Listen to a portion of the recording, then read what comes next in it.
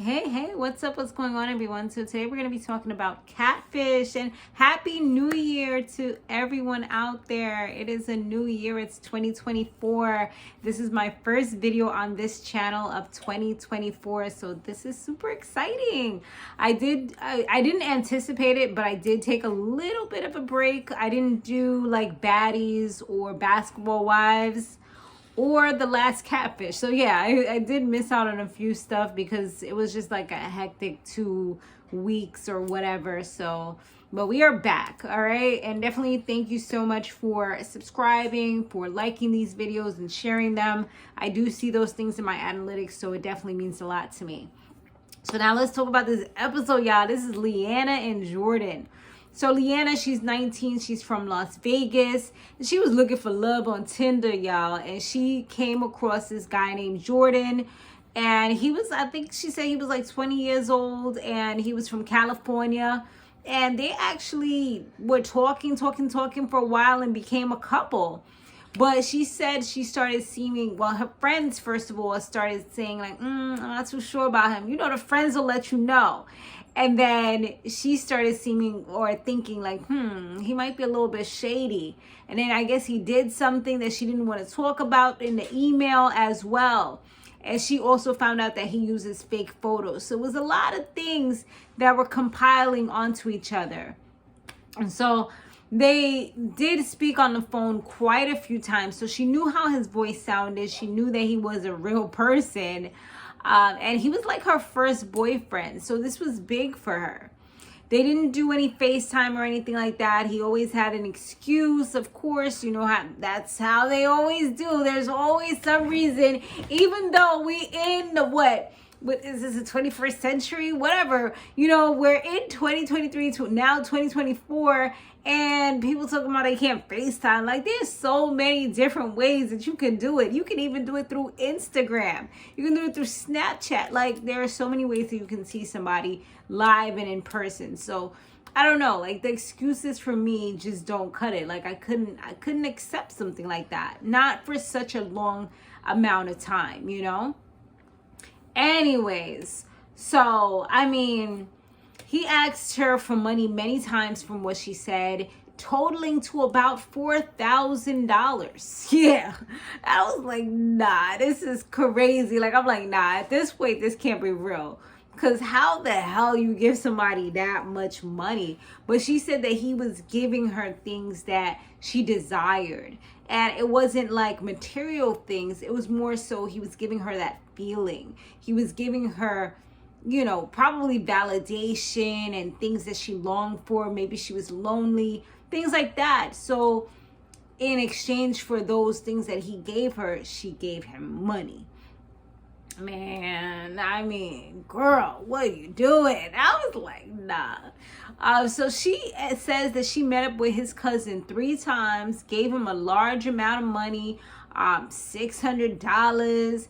And these was for things like pizza and PS5s. It was just absolutely insane. I'm like, nah, this is really, really crazy for real. But I mean, the crazy thing is she didn't know anything about the cousin that she was giving this money to. And she said that when she looked at her Cash App logs, that's how she knew that she gave about $4,000. So it's probably more than that, because she gave, that's through the Cash App log. She said it was $4,000, but then she also said that she met up with the cousin 3 times in order to give him money at a specific location. So yeah, absolutely crazy.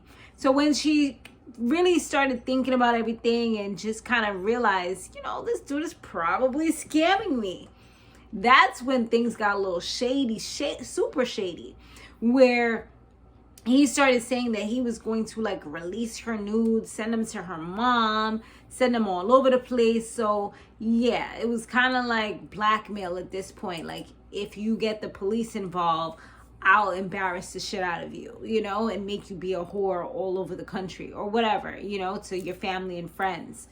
So yeah, it definitely was one of those crazy types of situations.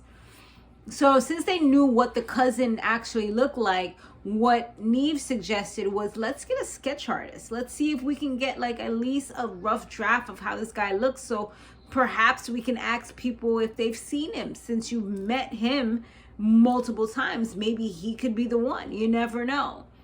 You know, they did their search and things, but they came up with some guy named Savian, but she said that he didn't really look familiar. So now when he did a sketch artist, the sketch, I mean, it looked pretty good. I mean, if you don't know what he looks like, obviously, but they were hoping that somebody would be able to maybe say like, okay, this is him. So what they did was, the complex that she went to, they went over there, talked to management, and management actually said that they recognized that face, which was crazy. So I'm like, this must be a really good sketch if this woman is like, I've seen this guy before. He doesn't live in this building, but he's been around. He's usually at the smoke shop. So now they went to the smoke shop and they asked the guy the same questions. And the guy is like, yeah, I think his name is Damari or something like that. I'm like, yo, these people is giving up the information, yo. I'm like, yo, this is a good sketch. This dude needs to get paid some good money. But I think he said that he does it for like criminal activity and stuff like that. So he probably like, you know, works with the CIs and stuff like that, the Federal Investigation Bureau and all that stuff, the FBI, the CIA, or whoever else, you know.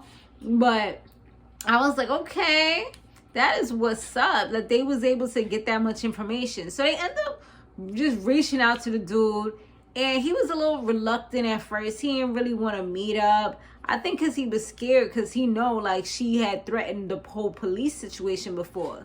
But Neve was just like real straightforward, blunt with him, and just told him like, you scammed this girl. We know you did. And it would be only right for you to meet up with her and have a conversation, whatever.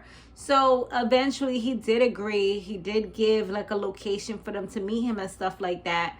And when they see him, like, he did look a lot like the sketch, which was crazy. The only thing is that I feel like his face looked a little more cartoony on the sketch, but it could just be because of the sketch. And I feel like his nose was a little bit off. I feel like the nose in the photo was a little more broad than the actual guy's nose. So I think that was a little bit off too. But I mean, I see what they were seeing when I looked at it and I looked at him. I'm like, okay, I see the resemblance there. So anyway, when they talk to him, he pretty much says that he doesn't care about her. He never did. He was doing this for the money. I mean, he revealed that. And he said that she was pretty much like easy to get money from. He tried to do it with other people as well, but none of them gave him money except for her. I'm like, damn, Leanna, it's making you look bad, girl. Like, you just giving away money so easily, so he cling to you. Like, she was literally like his ATM machine. And she said that too, like, I was like your ATM. And she did have a few outbursts because she was upset about everything. He also mentioned that he has a girlfriend, and his girlfriend didn't know anything about this. He's been with her the whole time, and he claims he didn't spend any of the money on her. He spent the money on like a PS5 that quote unquote it broke because he dropped it. They're like, okay, so how do you think you'd be able to kind of like repay her for everything that happened or whatever, you know, all the money that she's giving you, like $5,000 or so? And he's like, he doesn't know. He's like, he said he has a job. So I'm like, he could have set up a little payment plan, maybe $200 a week. Well, I mean, that's a lot, but you know, $100 a week, $50 a week, at least something, you know. But I think at this point, Leanna's okay, because at least she solved the puzzle. She know who he is. She no longer has to speak to him anymore. And she knows like, karma's gonna get him at the end of the day, because that's what Cammy told him, like, yo, karma's gonna come back around. So if you know, even if you don't do anything as far as like paying your dues or whatever, it's okay, because it comes back around, and it comes back in full force, sometimes a lot worse than what you did to somebody else. So just keep that in mind. So it's like, regardless of anything, it's just kind of like let go and let it be what it is, you know what I mean? And I feel like that's exactly where she is at this point. And that's what Neve kind of said, like, you know, all right, well, you know, this is gonna blow him up already, this whole episode, you know, so I guess we can just kind of leave it at that, and maybe he'll reach out to you. You know, that'll be the only time that you guys really need to talk, is to reach out about some type of payment arrangement. Other than that, it doesn't seem like there's anything. So, I mean, that was pretty much the end of that. They didn't really have any ties. She doesn't care to speak to him. He clearly doesn't have any feelings for her, which is crazy, even though you had her send all these nudes. Another thing that I did like was that Neve kind of convinced him to go get his iPad, which is where he said he had all the nudes, and just kind of like delete the whole entire thread. I mean, I'm pretty sure you can probably restore from a backup if he really wants these threads so badly. But, you know, at least while on camera, they deleted everything. And I mean, I don't know if they checked the actual gallery or just the messages, but that's what they had did. So, you know, it gave her a little bit of a sense of relief to know that perhaps he doesn't have these things on his iPad anymore where he can use them or threaten her to use them or anything like that. So that was actually good that he actually came back with it, because he could have just been like, F this, I'm not coming back. Like, I'm deuces, I'm done with this, you know, but he didn't do that. He actually had a little bit of decency to come back with the iPad, let them go through it and things like that. Because I know I'll be like, I ain't like y'all go through my stuff. Are you crazy? You know what I'm saying? But yeah, I mean, that was pretty much the episode. Hopefully he's learned a lesson from this, because it just feels like he was just so like, yeah, like this is what I'm doing and I'm getting money, and yeah, I don't have any feelings for this person. It is what it is. Like, you know, it was just so like lacking empathy, you know? It was just so apathetic and just lacking emotional intelligence and everything else. But he did claim that he more shows his feelings inside. And I know there's a lot of people that's like that, they can't really, or they don't really want to surface it because it hurts too much. It makes them feel too vulnerable. So that could be what it is. But anyway, that's pretty much the episode, y'all. Let me know what y'all thought about it down below. Once again, Happy New Year. We rocking and rolling, and we back in action. I was thinking of doing Love and Hip Hop, but I don't really know. I'm still thinking about it. Perhaps next week. We'll see. But, you know, we still got all our other shows in rotation. Next week, Basketball Wives actually comes back. So it wasn't even on this week.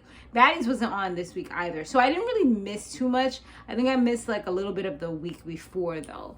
Like a few of those episodes. But this past week, for actual New Year's, you know, there wasn't, some of the shows didn't even come on. So it worked out, because I was out of it, y'all.